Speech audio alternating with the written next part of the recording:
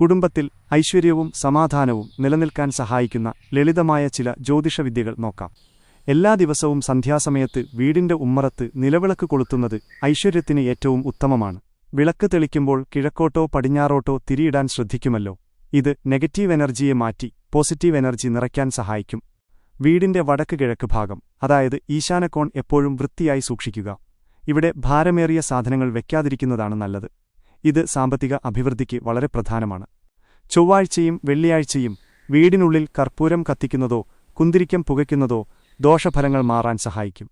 അതുപോലെ ഉമ്മറവാതിൽ തുറക്കുമ്പോൾ ശബ്ദമുണ്ടാകാതെ നോക്കുന്നത് ലക്ഷ്മീദേവിയുടെ സാമീപ്യം നിലനിൽക്കാൻ കാരണമാകും.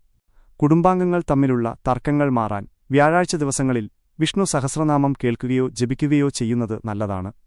ഈ വിവരങ്ങൾ ഉപകാരപ്പെട്ടെങ്കിൽ ലൈക്ക് ചെയ്യാനും കൂടുതൽ ജ്യോതിഷ അറിവുകൾക്കായി ഈ ചാനൽ സബ്സ്ക്രൈബ് ചെയ്യാനും മറക്കരുത്. നന്ദി.